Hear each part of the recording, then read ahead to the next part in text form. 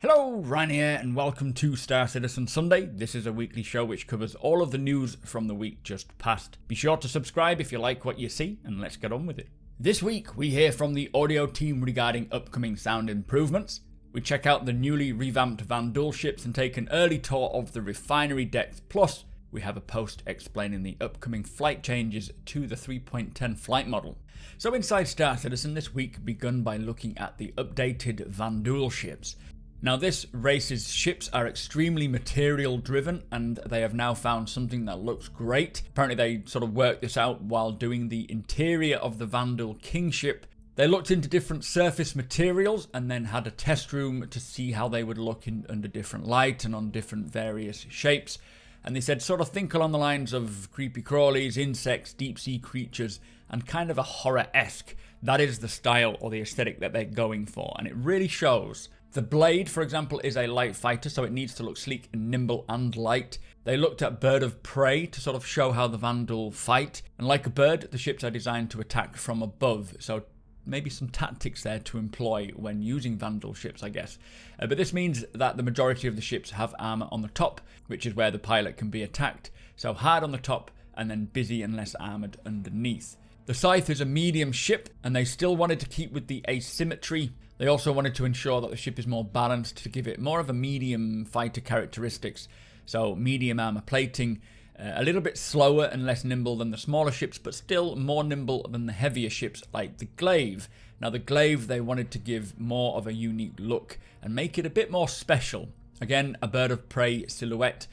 But what is cool when it comes to the ships and the weapons as well, they are designed to be sort of scavenged materials.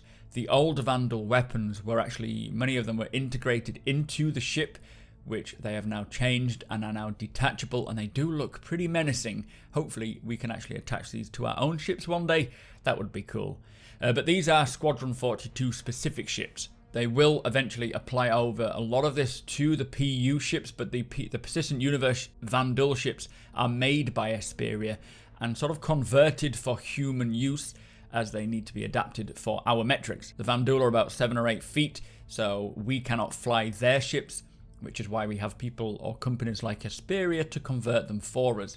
So as much as they won't be the exact same ships that we're seeing here, I expect visually wise they probably will be, but the cockpits will be different. Next up, we had a sprint report, and they kicked off with the combat AI improvements, showing the new reload tests. NPCs will not have an infinite ammunition count, and it will start with a limited supply of magazines, and as they use each magazine and reload, it'll eventually deplete, so they'll need to make their way to a known supply of ammunition. Now the method of how they make their way to the ammo supply will vary based on NPC behaviours and obviously how skilled they are. Very excited to see this coming into the game. Hopefully they can get the server tick rate to a decent 30 frames consistently, and then we can actually see how effective these AI are. We got to see how the Origin 100 Eyes and ship series is coming along. Currently they are in grey box phase, and they are looking pretty snazzy. Not my kind of style, but interesting all the same. Another starter ship selection. From there, we got to see the addition of weapons and item racks being applied to the Gladius, and also work in progress on the new MFD and dashboard makeover, which will have working toggles and lights to support the upcoming cockpit interaction functionality. Now these weapon racks, they are to eventually complement the physical inventories, which are a little way off yet, but this also means that you won't be able to sit in the cockpit with a weapon on your back. You will need to store it in a weapon rack first. And every ship will eventually get similar racks to these, either inside or outside, depending on the size of the ship. Now it sounds like for 310, this weapon rack will only be applied to the Gladius. I don't know if it's being applied to every other ship. A lot of ships already do have the weapon racks, but single-seater ships on the exterior, for example. The interactable cockpit updates and the new HUD, or MFDs, will not be in 3.10, but we will hear more going into the next quarters. But we do have the new building blocks UI for 310, but it won't look like this, unfortunately. From there, they looked at the upcoming Refinery decks. These are currently in a mix of grey box and white box, and will occupy a separate space within the rest stops from the commercial areas where players can refine mined materials and pick up mining related missions or equipment. Now these places look incredible, and compared to the cargo decks, they look so distinctive. Obviously compared to the more commercial areas of the space stations, they will look night and day. And I cannot wait to see these places as a derelict station, exploring the vast expanse of these stations as they are being expanded with these new decks. It is going to be something fascinating. Next up, we saw a fire update. They are working on a functional entity-based prototype which can track temperature, fuel amount, fire and smoke intensity, and incorporate those into systemic propagation. Now what I love about this is how you can actually see as the fire starts, the temperature rises up, but the fuel depletes, and it will eventually go out once it runs out of fuel, which is very interesting. It will all play into the engineering aspects of the game as well, and needing to physically put out fires on board your ship, and I cannot wait. Finally, for Inside Star Citizen, we got an early look at work on Pyro 2. Now this planet is a coreless planet which once held lots of minerals that fell foul to a metal rush, which was practically picked the planet clean, leaving an empty husk. Jared did say they will probably revisit that and most likely give us something to mine, but this is very early work and does not represent the final planet, but it is a good insight to see what it will look like. Anyway, a great episode of Inside Star Citizen. Let's move on to Star Citizen Live and talk about audio.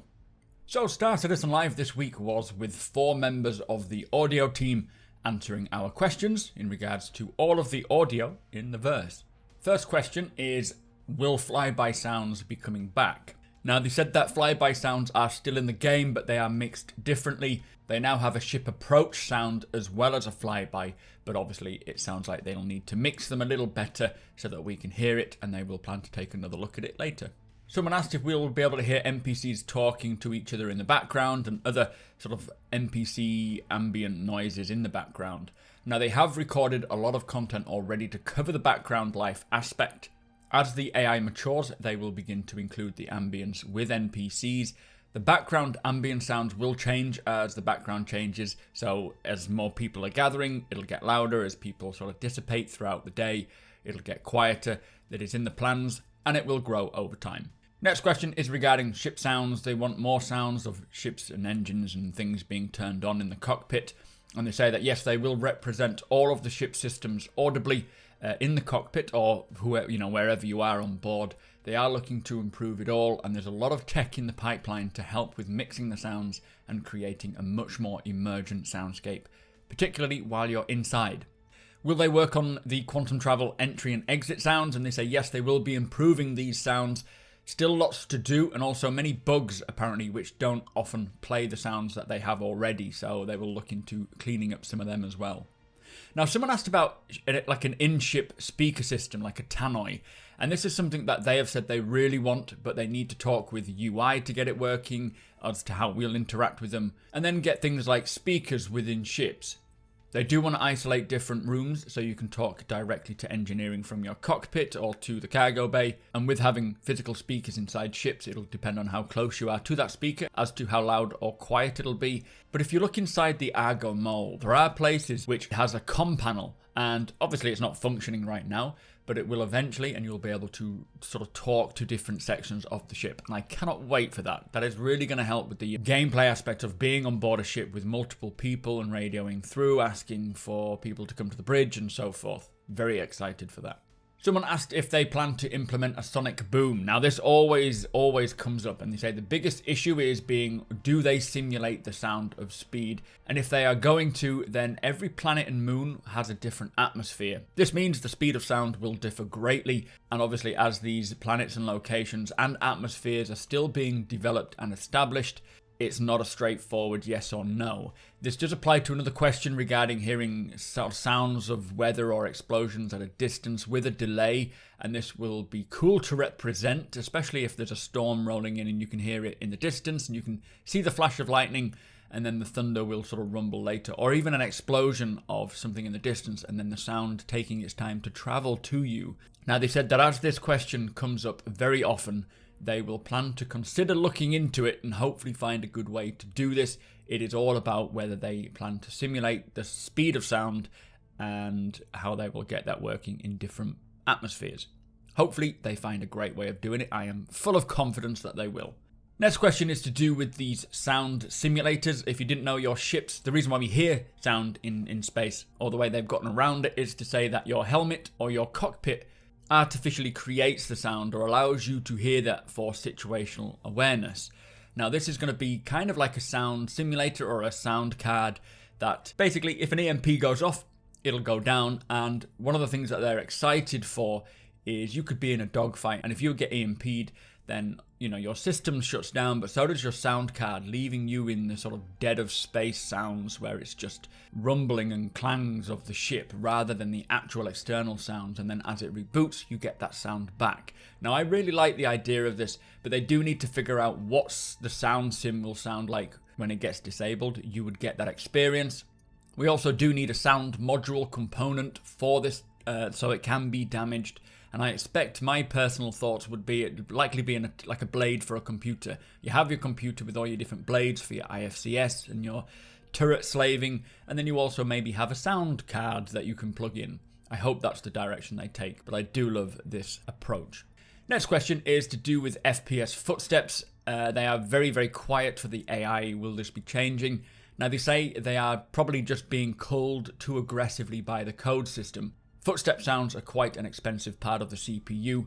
There is a lot of tech in the pipeline, they say, to improve the intelligence of sound culling, but they are looking to improve the material sounds, not just surface or material type, but sub-properties as well. So if you're walking on a metal sheet, the sound will resonate on that metal sheet more in the center than on the edges, with the edges being bolted down. So it's kind of a lot more in depth than I originally thought. They do know how important footsteps are, and they will ensure that they are not generic and become useful. Next question, are you planning to support Windows spatial sound or other things like Atmos? Now they are already supporting 5.1 and 7.1, but spatial sound is something that they are looking at how best to use it. 3D sounds, they say, is going to be important in Star Citizen, so they absolutely are looking into implementing 3D spatial sounds. They just need to work out a plan first. Will we get more detailed crashing sounds? And they say yes, they do need to improve them, but not until the crashing behaves as it should. The final version of how ships are going to interact with the ground is still being worked on, and they don't want to fake anything.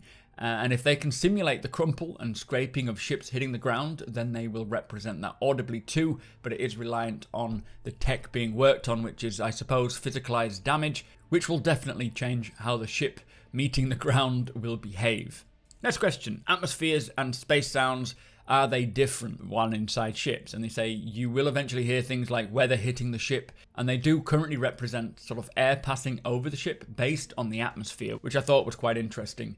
Some of the older ships may have less sounds compared to the newer ships as they have a more recent sound pass, so they will eventually go through all the old ships and update them, as well as add new ones. So yes, there are definitely differences between atmospheric and space flight when it comes to sound. A question was regarding the new creatures that we saw in Inside Star Citizen. Do you provide sounds for the concept artists, or do you wait till the concept is sort of ready and finished and then create audio for them? Now they say this is kind of new ground for the audio team, creating creature sounds. The visuals will definitely drive the audio, seeing what they look like first. Maybe their physiology would help give them a bit of a guidance as to what noise they'll make, but it is a very collaborative effort between many teams. Should be interesting to see what these animals and creatures sound like. Will we get cool ship voices like Mother from Alien? Now they said they have been doing a big think on ship design, but they can't say anything at this moment, but they said it's a pretty monumental shift. They have actually been looking at using an automated text-to-speech sound system that, rather than using real actors to record every voice like for the manufacturers, as it can get very costly and time-consuming. They're looking into very realistic text-to-voice options that would cost very little time, little money every time they wanted to record new voices. So it'd be exciting to hear what this monumental shift is, but they didn't want to really divulge too much. Will we get mission giver dialogue for missions, or updated mission giver dialogue, new dialogue? And they say yes, this will bring a lot more diversity. These are the first passes of mission givers, proofing out a concept for them and how players will interact with them. There is so much more content compared to the audio for them at the moment, but once the AI matures, they will then create more dialogue because they don't want it to be repetitive, as they know the importance of replayability. Next question is, will we get ship directional sounds to indicate maybe incoming missiles? And they say yes, they just need to figure out a good way of expressing this. And then the final question is, what is the status of sound occlusion or propagation? Now, they do plan to work on this for next quarter. That is being scheduled in now.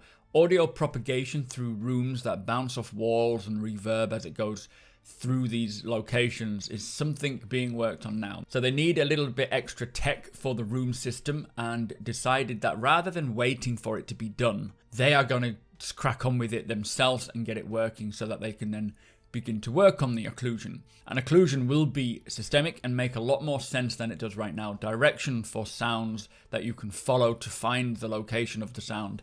This is something that I think will just be much more realistic and interesting, especially, for example, if you're exploring a derelict station or ship, hearing a sound from somewhere and being able to track that down or think twice about checking it out if it was a scream or an alien sound bouncing through the interior of a derelict, or even a gunshot, for example. I cannot wait to hear this, and I'm so happy that they've just taken it into their own hands and started cracking on with it now. I feel like it'll make such a big difference to the game. Anyway, that is it for the audio Star Citizen Live. Sounds like some good things are coming along the lines, especially this propagation. That is definitely something I'm excited to hear. Let me know your thoughts, and let's move on. Also this week, we had a new galactic guide focused on a Jan system, where the ship manufacturer Aopa is located. There was a Banu Suli announcement in regards to First Contact Day, which many members of the community worked to translate. I'll see if I can find a link for that and pop it in the description below. And finally, we had a post giving us a much deeper look into what we can expect to see for the upcoming flight and combat changes for Alpha 3.10 and beyond. I will work on a separate video for this, plus showcase many of the ships in 3.10 and how they fly in atmosphere once it is released to Wave 1. So that brings us to the end of the show. If you do enjoy my content, please consider subscribing and hitting that like button. Also, I am able to do this thanks to my very generous patrons and channel members. If you appreciate what I do and would like to help make it even better from as little as $1 a month, all of the links are provided below.